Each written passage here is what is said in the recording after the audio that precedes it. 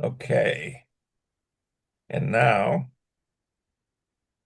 we're going to go here.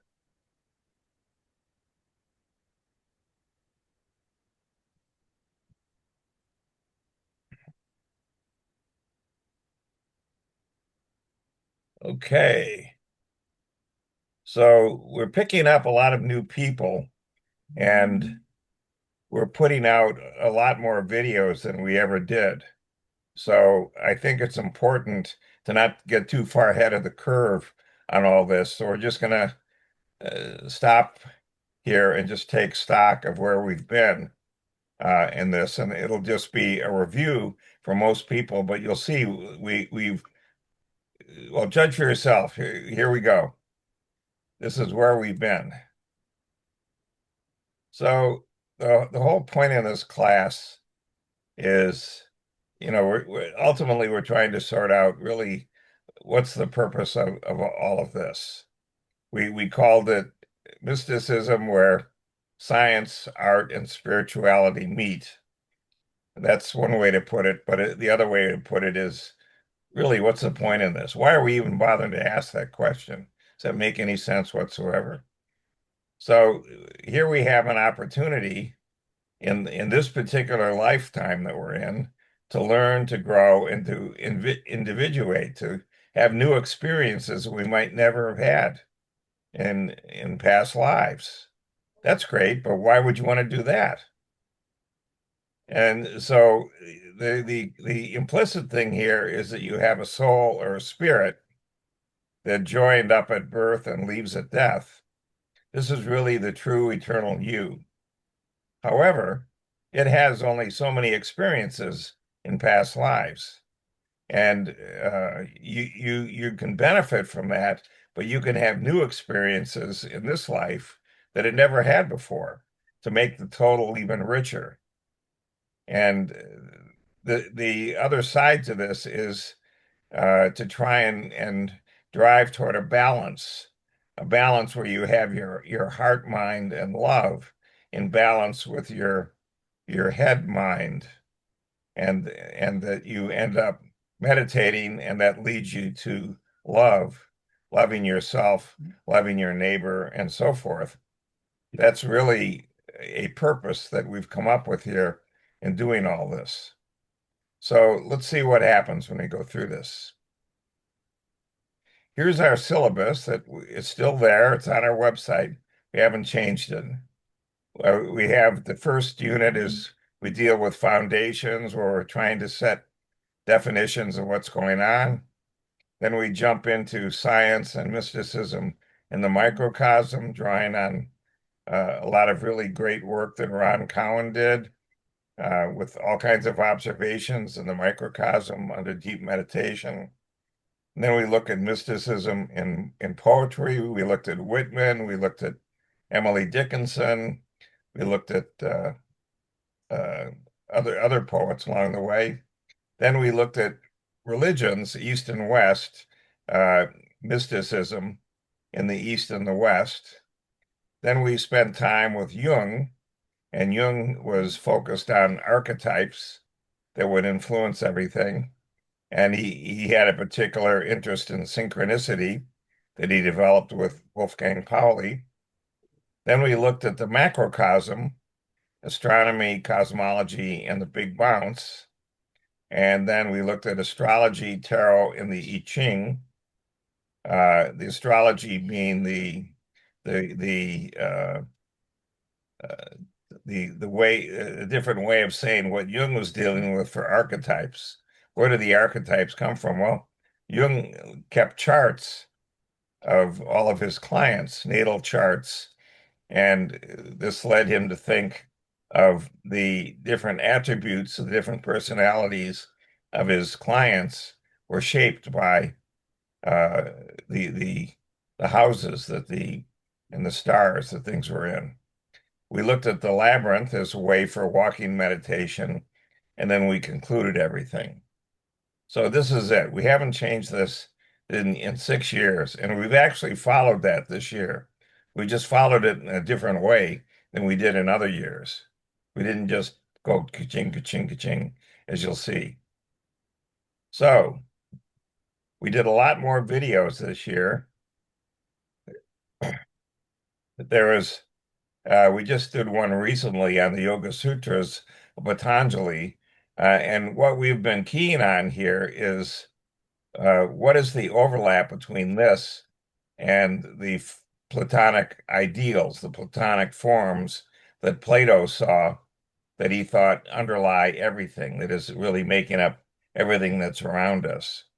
And that shows up in mathematics. There appear to be certain, again, Platonic forms that are linking all kinds of different areas of mathematics that were thought to be independent of one another. That was due to a mathematician named Langlands. Then and again, we have videos on all these. If you go to the youtube.com slash at the at sign Aleph Talks, you'll see videos of all these. We looked at labyrinths and mandalas and how they tied into these Platonic forms, these perfect forms. The poetry of Robert Frost and how that tied in. Marshall McLuhan, who was a Canadian, he was at Toronto for years, and he's most known for saying that the medium is the message. So when you deal with radio, you get a message one way. When you deal with TV, you get it another way. And that could be a very different message, even though the actual content looks to be the same. How you get it is a key part to it. And that shapes a lot of things. We looked at the Knights Templar. They have a public history, but there's actually a hidden history that's now coming out. A lot of things that are coming out in the last 5 years that weren't there 10 years ago. They're just nothing. So there's a huge amount of hidden history. But the Templars were basically trying to resurrect a lost civilization or the ideas of the lost civilization of Atlantis, where there was a great deal of uh, technology that they were able to recover, but more to the point, how important it was for one another to have a balance in their lives between spirituality and materialism, and so forth. Uh, we've got a number of mathematicians. Edward Frankel is a mathematician at Berkeley who is very much into what's called a Neoplatonism. Michael Atiyah, who just passed on, also was a big believer in this. So mathematicians believe that math is not invented, it's discovered.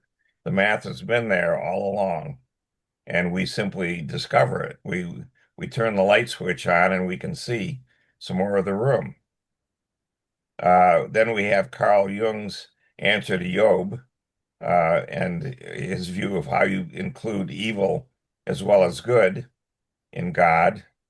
We dealt with music. So here is an example with Bach, the great organist, and Platonic forms. And Bach was very much a believer in harmonies and Platonic forms. So these are the recent ones, and I'm going to go back in time. I just went back to the website. I just going backward in time now. Hildegard von Bingen, who was in the 1100s on the Rhine in Germany in Bingen, and a lot of her music is incredible. Music is can be viewed as a Platonic form. The Indian mathematician Ramanujan could be viewed as this. He spewed forth. Really, he did all this in the early 1900s. I think he died in 1920. But it's really mathematics for the 21st century. He was throwing out ideas and things that just now are starting to become useful in mathematics. He was so far ahead of his time. There was the German mathematician Riemann, and he came up with the notion of different geometries for the universe. Very, very out of the box thinker. But it was all implicit in math. He just pointed it out. The French mathematician Lagrange And he developed, he said that the way everything works is you look for some path where you have the least amount of action, the least amount of work is required to go achieve something. And totally reformulated what Newton did in a completely different way, which turns out to be more powerful than what Newton did. We had Plato himself. Plato was a wrestler. And in his idea of Platonic forms, he focused on sports. And so there's an ideals form for sports. You get into the zone, is what people call it today. You get into the zone when you're in a sport. You're in a basketball game, you're in a football game, you're in a tennis match. You start to resonate with your true Platonic form in sports. There was ballet. We went through some on how the ballet dancers and the combination of music and dance creates these other types of Platonic forms. And Plato was very much into forms being in music. He loved that idea. Now going back some more, we had Tchaikovsky and Platonic forms, Kierkegaard, the philosopher, with Platonic forms, some more math, the idea of what is a study of symmetry. Mathematicians call symmetry groups. And there was a huge effort since 1830s to around 2000, 2005 to classify all types of what are called finite simple groups. So it turns out that there's 18 categories there of these, 18. The problem is there's 26 that don't fit in that are also there. They're oddballs, so they're called sporadic or whatever. So the study of symmetry led to something which is, in some sense, asymmetric. But this forms the atoms of a study of symmetry, just like the periodic table in chemistry led to physicists coming up with quantum mechanics. They could see there was some order there, and the physicists worked at it to explain in a greater detail what the order was. Well, here we have a suggestion of what the order is for symmetry. So this suggests there's some underlying principles here that are even deeper. We just haven't figured out what they are yet. We had a discussion on Nietzsche versus Plato with his forms, Schopenhauer, Plato, and Jung. That was an interesting one. Beethoven with his symphonies and sonatas and Platonic forms, Mozart. Mozart always saw the music. When he started to write down music, he saw everything. He saw the complete piece of music. He just channeled it from someplace. A perfect piece, and everything that he did was perfect. It was these incredible symphonies, quartets that he put together.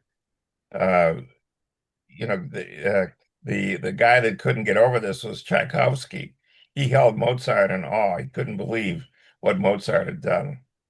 Then we spent time on Spinoza, Baruch Spinoza, who was in Amsterdam in the 1600s and was a very, very rational thinker. And he did a lot of things which, uh, end up, he meditated every day. That was how he was able to get through his day, was through deep meditation at the start of the day. And this led him to seeing what the true underlying history was that made up a lot of the religions. He was Jewish, but he was expelled by the Jews in Amsterdam. But he also looked at Christianity and saw a lot of problems there, and then on and on. So Spinoza. Now we go back some more. Here's another mathematician, Paul Erdős, uh, who uh, who had something. He said, when you prove something and you prove it the right way, it goes in the book. The book has the best proofs of whatever it is. Well, that's exactly what Plato was talking about. He said, we have these perfect forms. Well, Erdős said we have these perfect proofs. A lot of proofs are done kind of piecemeal. You kind of go at it and do this and do that, and you kind of get the thing together. But then people come along later and they say, well, you missed this and you missed that. And they come up with a much simpler way to do it. That's what Erdős was talking about when he said he had proofs in the book. We had Jung with all of his archetypes and what went with it. We talked about quantum entanglement and what that led to for this. There was the French mathematician in the 60s, Alexander Grothendieck, who really restructured modern algebra in a truly fundamental way. One of the problems was he basically dropped out of everything when he discovered his funding was coming from the French military.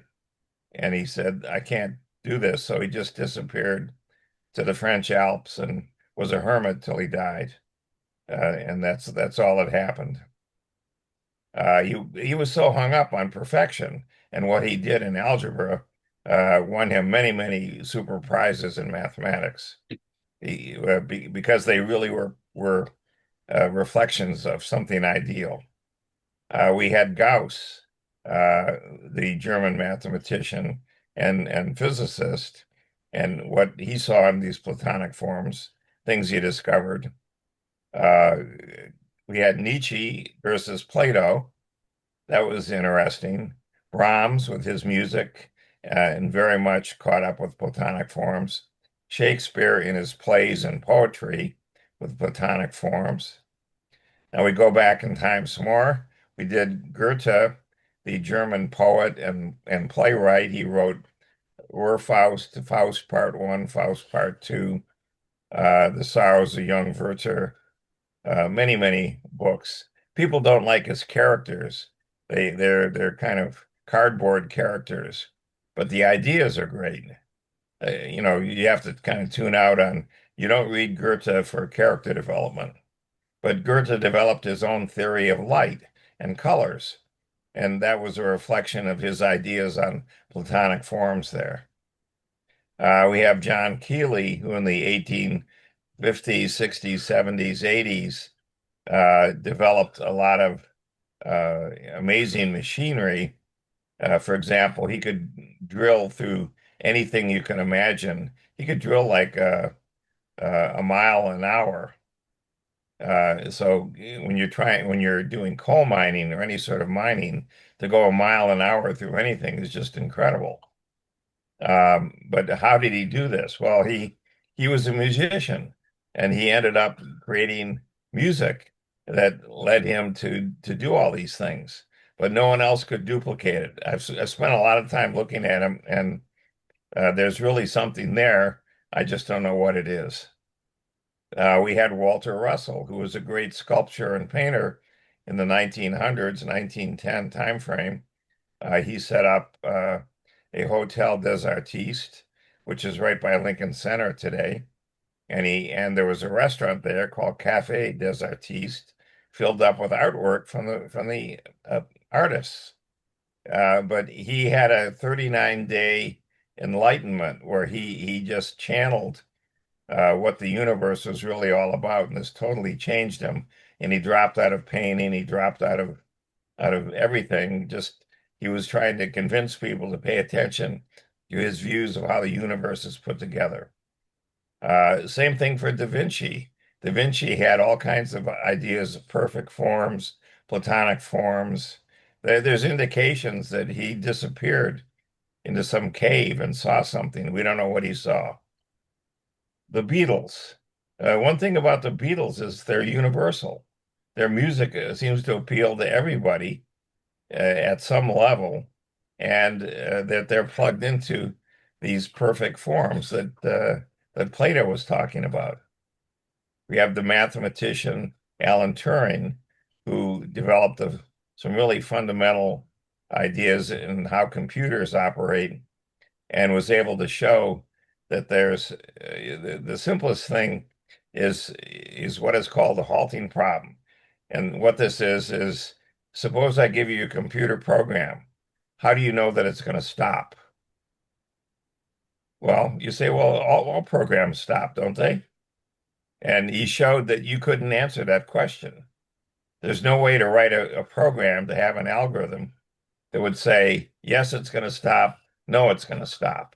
So he's sensing something that's beyond, that's out there. And this is a Platonic form of a very different sort. Kurt Gödel, the mathematician, did a similar sort of thing. He dealt with showing that there were things in mathematics that was simply couldn't be proven. For example, the statement, "This sentence is false."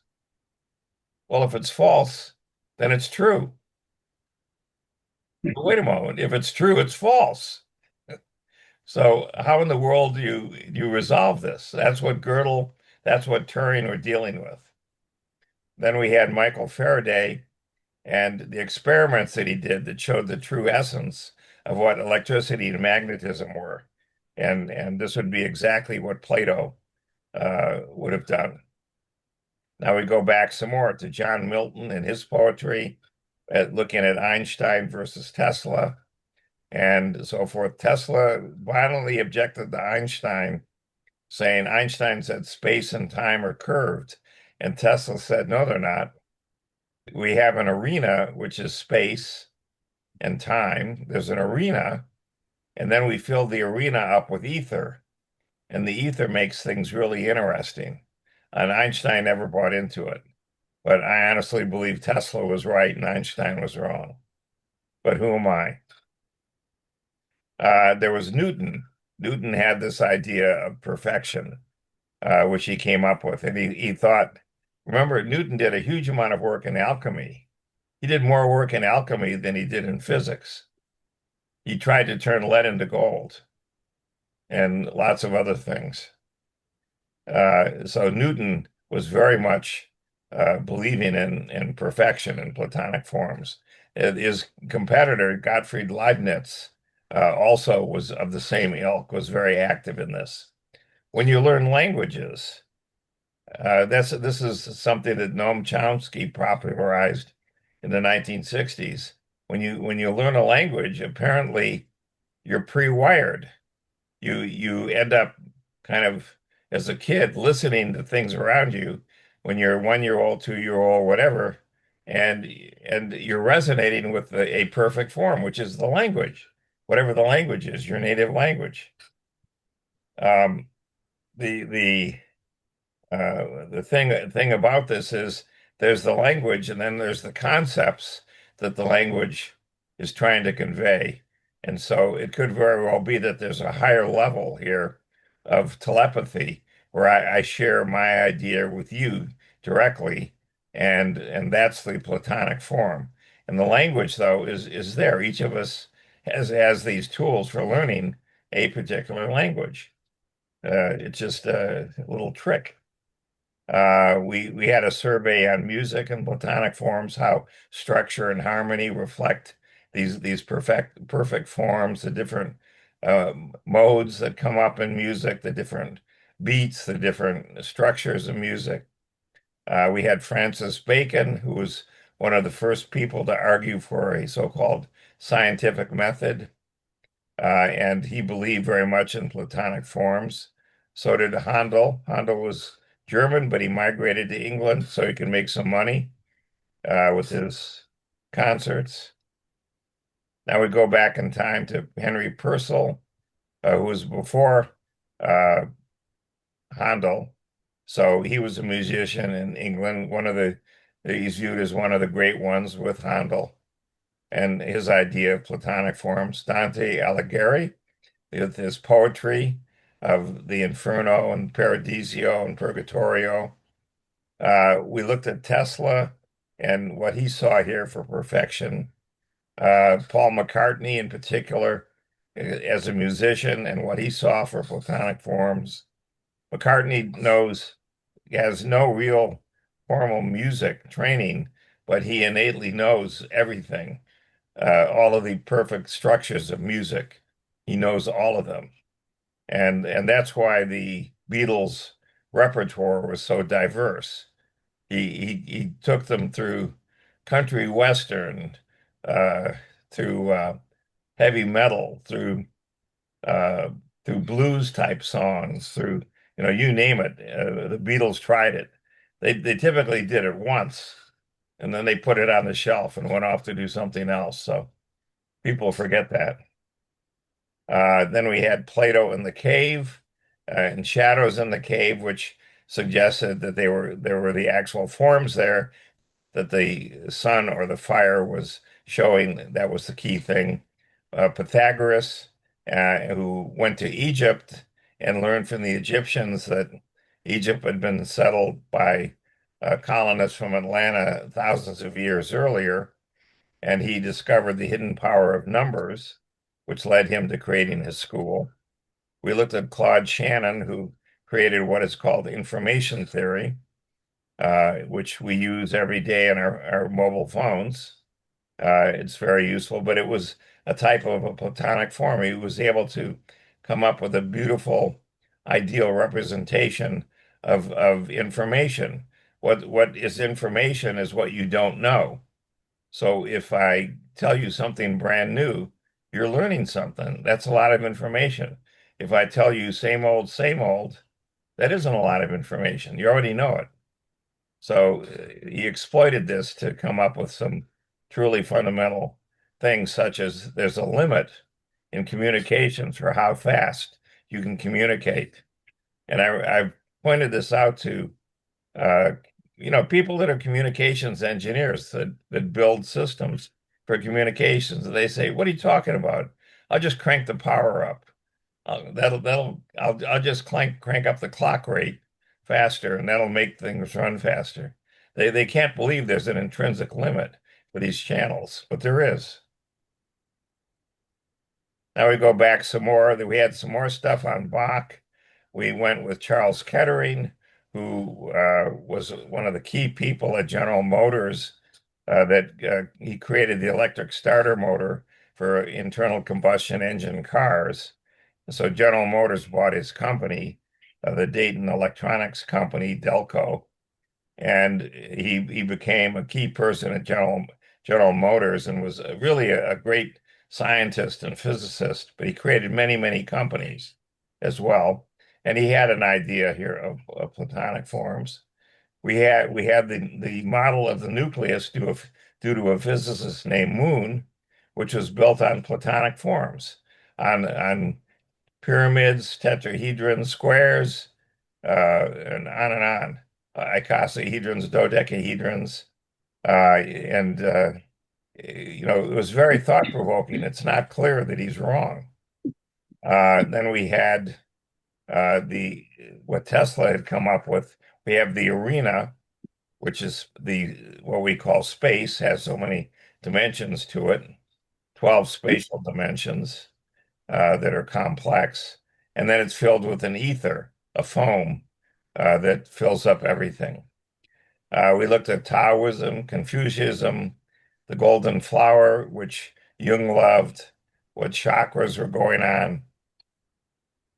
Now we're going back time some more. We did a first iteration on the Yoga Sutras of Patanjali. We did a summary of what Ron Cowan did in the microcosm and the macrocosm, his observations, what Stephen Phillips did, building on work of Annie Besant and Charles Leadbeater in the Theosophical Society, their book on occult chemistry that encompassed some amazing observations. Madame Helena Blavatsky, who founded the Theosophical Society in 1875 in New York City, and turned it over to Annie Besant around 1900. We had what are called cognitive platonics. We looked at archetypes, algorithms, resonances, uh, anything you could think of, and they're all connected to this common idea of what Plato was talking about. We had the eternal feminine awakening. We looked at Sophia and Mary Magdalene. We looked at Mary Magdalene and the school of Isis.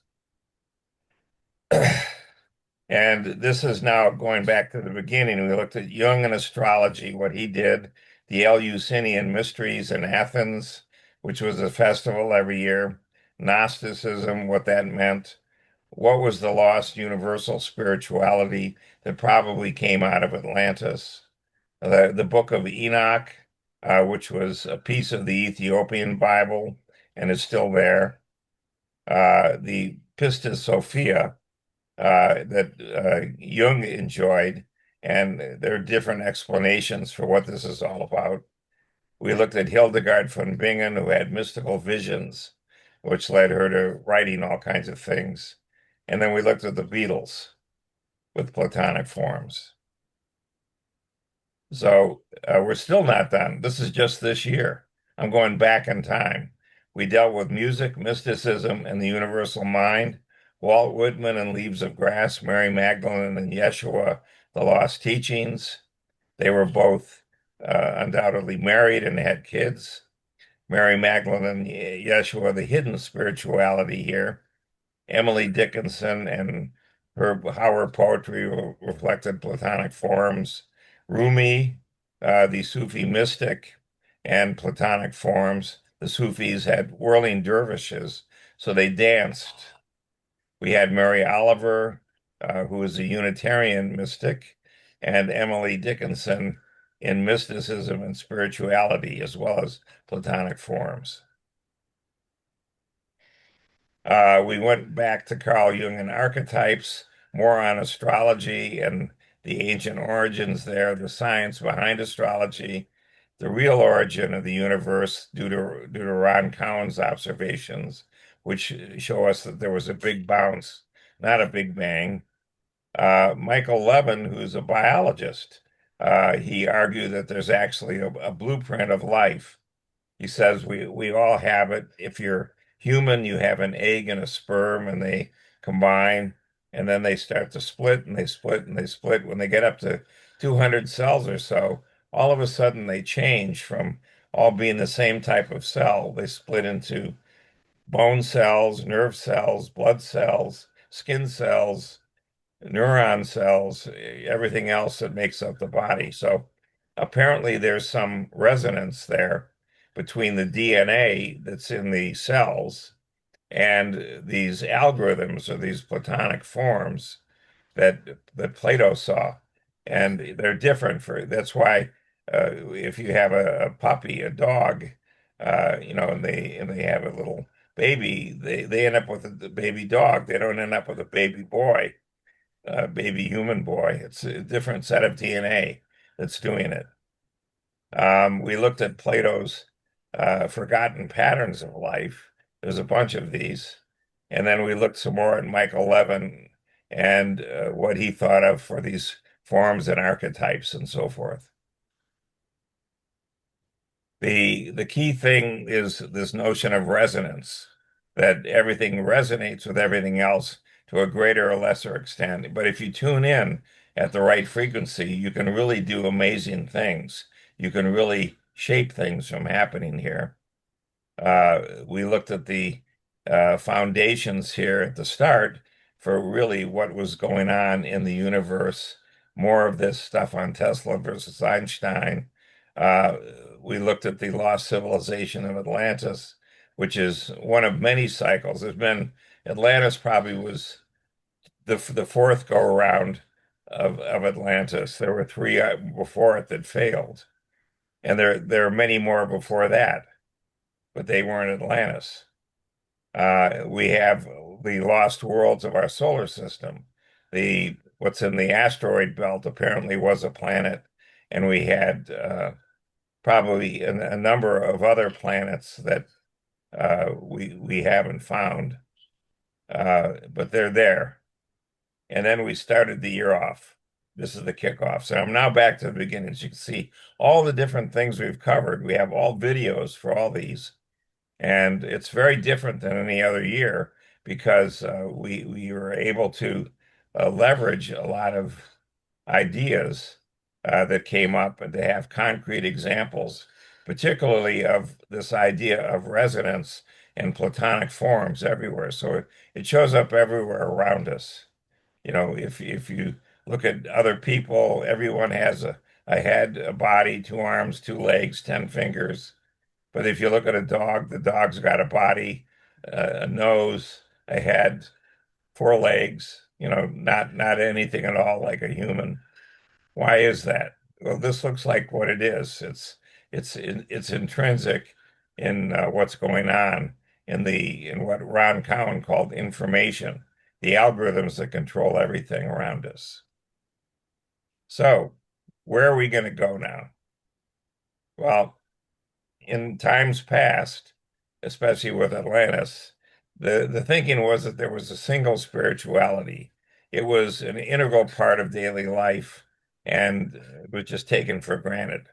Apparently, what happened with Atlantis was some bad guys showed up from some other star systems and they decided to take over and they're the ones that subverted some people in Atlantis to getting hung up on material things and giving up on the spirituality side, which led to them destroying Atlantis.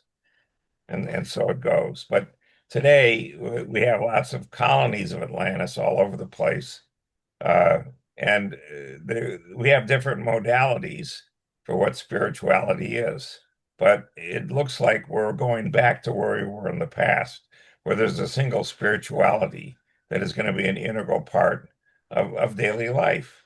There'll be a balance, a yin and a yang between the heart and the mind, and between materialism and love and compassion. And this is out of balance today for most people. Meditation is really what helps you to experience this true reality and to realize that you can see with your eyes, you see three dimensions, but the full arena out there is actually 12 complex dimensions. There's a pairing of dimensions, a real and imaginary part, and there's 12 spatial dimensions. And the reality you see is not at all the true reality. And this etheric foam that leads to some incredible phenomenon, which is what we see around us all the time. So this is where we're going in part.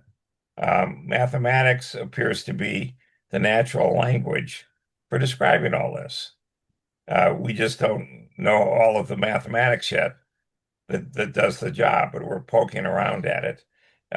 It appears to be unnatural how good a job mathematics does of describing how the universe works. And the most mathematicians are now looking at these linkages, and they've concluded that math is not being invented; it's being discovered. It always was there, and they're discovering more and more. So Andrew Wiles, who solved Fermat's last theorem, Fermat's last theorem was if you have x to the n plus y to the n equals z to the n, then for n greater than 2, there's no solution. For n equals 2, we have the Pythagorean theorem, which is known for forever. But for n greater than 2, there is no solution. And he described the process of him doing mathematics as walking around a dark room, banging into the walls, into the furniture, and eventually finding the light switch. And once you found it and threw the light switch, it was all so obvious. Of course, but if you didn't have the light switch, you're in the dark. So that's what it means to do math. And here I just put in this thing about it. We have these 18 classes of symmetries and these finite simple groups. Then we have these 26 totally oddball sporadic symmetries. And since we have 26 real dimensions, 24 for space and 2 for time, there might be some tie-in here with the number 26. It's such a screwball number. Where else would we use it? Mathematics has always been useful in these things. I just put a plug in for what I ended up doing. Here's a picture of Hermann Grassmann. So he was in the 1840s trying to deal with notions of what a vector space is.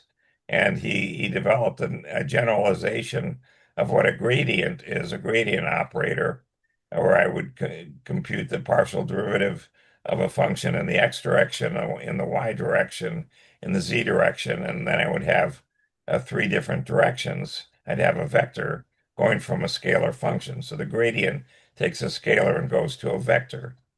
And he came up with something called the exterior derivative, which does all this, but it also does what in mathematics is called divergence, and curl operators, which we're not going to go into, but they're all there. So he developed all of Maxwell's equations 15 years ahead of Maxwell.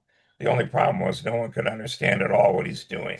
So they gave up on him and they gave all the credit to Maxwell, but Grassmann did everything. So in 1970, I was working with Roger Brock, who was at Harvard. He since passed on. And he said, well, why don't you look at this exterior calculus? So I didn't know anything about it. I started looking at it, and I realized that Grassmann had developed this formalism for all of electrodynamics, all of electricity and magnetism. And I published this in a paper in 1974. I did all the work in 1970. And the only problem with doing this is that there's no physics involved in it whatsoever. I simply turned the crank, used this exterior derivative, and I produced all of Maxwell's equations just like Grassmann did. So this suggests that where did the physics go? What's going on here? Well, the tip off to what's going on is that in electromagnetism, there's a very funny identity that's been noted since Maxwell. If you take the speed of light squared and you multiply it by the permittivity of the electric field and by the susceptibility of the magnetic field, you get one. One. Now, the permittivity of the electric field relates, there's two different types of electric fields. So the permittivity relates them together. And this has a lot to do with how capacitors work. And the susceptibility of the magnetic field means there's two different types of magnetic fields. And the susceptibility shows the kind of the strength of the magnetic materials that you're dealing with here, how strong one is compared to the other. So this identity here that I just described, that the speed of light squared times the permittivity of the electric field and the susceptibility of the magnetic field equals one. This has nothing to do with physics whatsoever, but it has everything to do with the geometry. And this is a four-dimensional space, x, y, z, and then the square root of -1i times the speed of light times time. This four-dimensional space.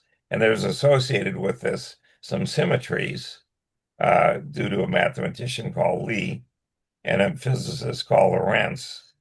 And when you deal with these and do some what are called combinatoric calculations, you can show this. But this is not physics, this is math. So to go forward in time, Einstein started talking about general relativity, giving lectures all over the world in 1915, 1916, and Tesla objected. He said that space itself doesn't curve. It just sits there, but it's the ether that curves, that makes up the foam of the space, and that's what morphs. And all the physicists said, oh, well, we did this experiment in the 1880s looking for this ether, and it should have had a wind to it because the Earth is moving through space. It's running around the sun every year, 365 days, we go all the way around the sun, and we couldn't find any ether. And Tesla said, so what? I don't care about what you saw there. There is an ether. And Tesla was right. There is an ether. So in order to include this ether, which is the simplest thing you could do to electromagnetism, is to add a perfect or frictionless fluid. So I have little modules, and they rub against one another, but there's no friction, and they can't be compressed.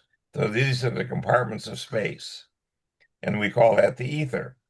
So if we just add these things in to Maxwell's equations, and then we do what's called a perturbation analysis in terms of the density of the ether, we do the zeroth power of the ether density, the first power, the ether density, the second power of the ether density.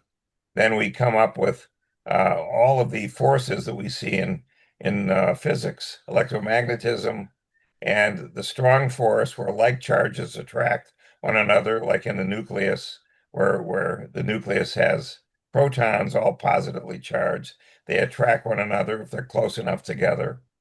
And the weak force, where in the nucleus we have neutrons as well, and they compose into protons and electrons and neutrinos. And when they do this, this creates isotopes. So the weak force is there in the nucleus as well. And what's left is gravity, which is due to the changing density of the ether. And so knowing all this, you can now build yourself an anti-gravity motor. I leave that as an exercise. Then we had time. And this is where Ron Cowan was very critical. Time is very different. It appears to be a complex dimension, a real and imaginary part, but they're very different. The real part is the free will dimension. It's the many worlds of quantum mechanics. There's trillions upon trillions of timelines being created every second, and this permits free will. But each of us has free will, which can control which timelines we want to be on. And collectively, this causes a merger of these timelines that are still different in inconsequential details. But that's what it is. So that's one piece of time, the real part. The imaginary part is what we call the Akashic thread, the single actual timeline that your soul experienced in all the different incarnations that it was in, as well as in the times it was between incarnations. So right now we're in a very disjointed time, a lot of timelines, but in a short period of time, I think within the next 2 years, everything is going to get sorted out in a big rush, and we'll see. And again, this is all due to Ron Cowan. Here we've got the arena of 12 complex spatial dimensions. So here you see 10 dimensions for matter, 10 for dark matter, and 6 that connect them. These are all real dimensions. So therefore, I have 13 real 13 complex dimensions, if you will. One complex dimension is time, and the other 12 are space. Here's the space. And the key thing about this is when Jesus was here, he spoke of the Father, the Son, and the Holy Spirit. So Jesus was here. The Father is undoubtedly up here in the higher realm, and the Holy Spirit is probably over here in this other subspace. So we have the Trinity here living in these three different subspaces. The other thing to keep in mind that the Jews observed in the deep meditation, we have 8 holes here in this compactified space. So 3 of the holes in the matter compactified space connect to it. 4 here connect to it, and then that leaves 7 out of the 8 are connected. So the final hole is connected between 2 of these 6 dimensions that are here. So the net result is if we have 18 dimensions here, 3 times 6, and we have 8 holes, there's really only 10 dimensions. And the reality of the 10 dimensions is what the Jewish mystics saw, the Kabbalah, with the Sephiroth, the 10 different nodes that make up the tree of life. And the other thing that's even more important is you can control everything here in this realm with information, that the information that's here, that's everywhere, allows you to control matter, dark matter, the timelines that are there, and on and on. And this is due to Ron. Most people try and look at an electron. There's no book you'll find other than Ron's book that has a picture of an electron, because he was able to take an electron and stop it. This is vibrating hundreds of millions of times per second. So he stopped it, and what he saw was it has 10 closed strings. Here they are. And the energy that's in it, that's being there because this is vibrating like crazy, is effectively a heavy duty jelly. So the electron is actually filled, these strings are filled up with a jelly, which is the resonating energy. But it's a torus. See, you can see there's a hole through the middle, which is over here, goes top to bottom. And the electron is covered with these blocks of information, just like the walls of the ether space compartments are covered with these same blocks. So these link everything to everything, and they control everything. We keep talking about this resonance, so I put in something here. At its core, resonance is a phenomenon where a system vibrates with a maximum amplitude because it's being pushed or driven at a natural frequency. The natural frequency, though, is where it really starts to go crazy. So every object that we're aware of, you take a guitar string, take a skyscraper, there's a specific frequency at which it likes to vibrate. So if you can pump energy in at that frequency, it'll vibrate. It'll start to really vibrate. That's what resonance is. And as the energy builds up, you get much, much larger oscillations than usual. And so typically, when you're tuning things, so you hit this resonant frequency, then you know that you've hit it because everything's going like crazy.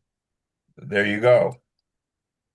So what this resonance is really doing is we tune into it at these different frequencies through this information, and the information has these algorithms there that are stored in in the information, and this is a key thing too, is having a computer model to describe what's going on is something that's relatively new within the past 100 years. Before this isn't how people would have thought about things, but this is a useful framework today. So everything resonates to a greater or lesser extent with everything else. But when you hit some of these resonances, these natural modes at which it oscillates, then you really see what's going on. So, for example, if you want to cure yourself of an illness, you have to get your body to resonate with its healthy state. Its healthy state, if you vibrate at the healthy state, then all the bad stuff, you might have cancer, it'll be gone. It'll just disappear. And there's lots of examples of people that have done this. They just have trouble replicating it, but that's what's really going on. So you can see that this is going to lead to a very different sort of medical care because you won't need to take drugs. You'll simply get into some med bed and resonate with your healthy state, and that'll cure everything. And you'll go back to being 20 years old, 30 years old, whatever. And you'll be much happier as well. So there's lots of examples of resonances we touched on. The mandalas, the labyrinths that we talked about resonate with the soul of the plant or the animal, or Jung's answer to Job resonates with the yin and the yang of good and evil, or all the resonances of music, or in literature, or in poetry. Those are all examples of resonance in different ways. Now, the other thing Ron did was he looked out into the macrocosm, out into the start of our universe. And he actually observed what happened. And an observation is worth everything. So what he saw was that everything compacted down to the ether all shrunk down in size by many orders of magnitude. And the whole universe was probably only, a couple feet across. And it went all the way down there and collapsed, and then it bounced. So all of a sudden, pieces of the ether started to inflate or expand. And they did so very, very quickly by typically 30 orders of magnitude, which is incomprehensible how you could do that so quickly. But in doing so, then that would break off and create what is our universe. Now, that was only part of the stuff. Now, the other things are also expanding now, and they're breaking off. This piece is going over here, this piece is going. These are all universes. And so at this big bounce, we're creating trillions of universes. We're not the only one, but our universe is what it is. And what we end up doing here in our universe is people have checked there's an intrinsic cosmic background energy everywhere. And this appears to be due to something that happened 13.8 billion years ago. Well, since there was no explosion to start the universe, our universe is probably billions and trillions of years old. much older than anyone thinks. And that's what is being discovered right now with this telescope, this James Webb telescope that's on the backside of the moon. So if that's the case, where in the world do you get this background energy from? Well, probably our universe crashed into another universe, and that created this explosion that we see the remnants of here. Uh, we're simply arguing the simplest hypothesis is the one that would carry the day. Maybe we're wrong, but this looks simple enough to work. And the thing that we call dark energy is really driven by the information that's in all the space compartments in the ether, and it's saying for right now to expand. If you expand space, everything goes away from it. And that's what's viewed as dark energy. But at some point, it's going to quit expanding and then collapse back in on itself. Our soul will be around to observe this, but our physical body won't. And the other thing that's happening today is you look in the news and you see the United States is about to reach its fourth major turning point, which occurs roughly every 3 generations or roughly every 75 years. So the first turning point for the United States and for the world, this was important, was 1775 when the United States was born. And this created the people that did this, that were leading the charge, said that people could govern themselves. Up to that point in time, everything was governed by kings. And each country had a king. And, what was the problem? Well, the problem was it probably wasn't the best way to do things. So the United States set up a self-government with a House of Representatives and a Senate and a president and so forth. But in order to get this done, they had to make a compromise. And the compromise was to let slavery there. So slavery was let in at the outset. This festered, and we get to the Civil War. And the Civil War is our second turning point. 3 generations, roughly 75 years later, the Civil War did away with slavery. But not really. There's still a huge amount of animosity toward people of color. So we go from 3 generations, 75 years from here, we get to World War I and World War II.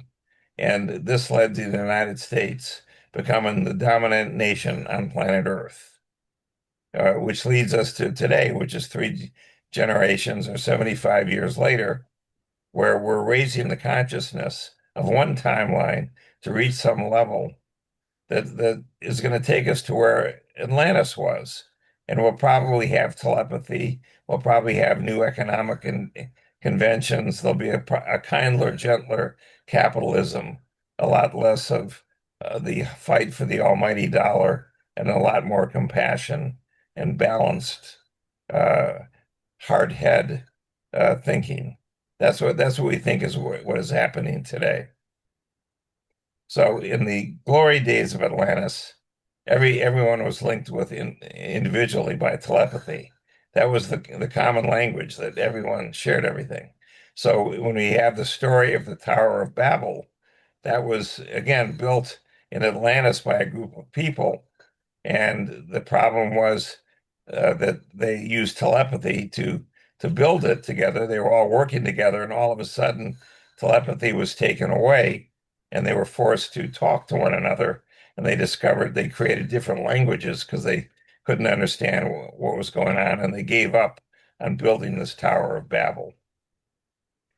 Now, every individual that was there really had a balance of their heart mind and their intellectual mind, the yin and the yang of this, that was really based on love for self and therefore a love for others.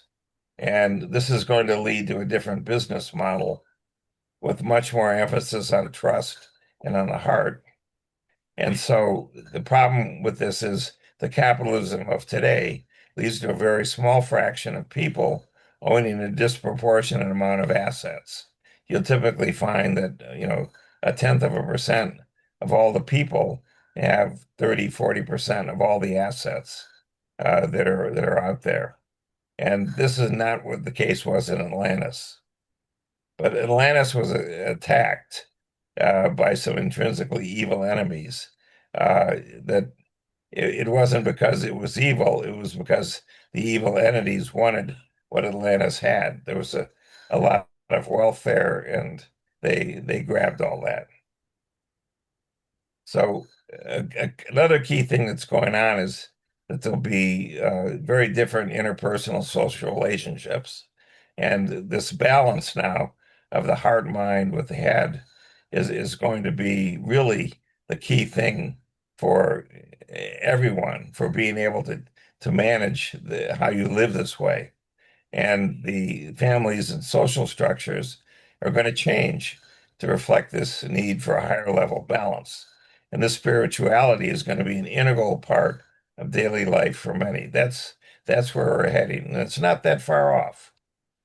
So there you have it. That's our review from where we've been, and we're going to put together some more stuff between now and the end of the year is going to be, probably the middle of June. So that's where we're heading. So a lot of people are joining now, Bruce. We're approaching 4,000 subscribers and Wow. 330,000 views of our video. So I didn't want to get too far away from things. I wanted to give people, some idea of what's going on. So there you have it. Right. Okay. Okay, easy class. Have a great Okay. weekend. Have a good. Bye bye.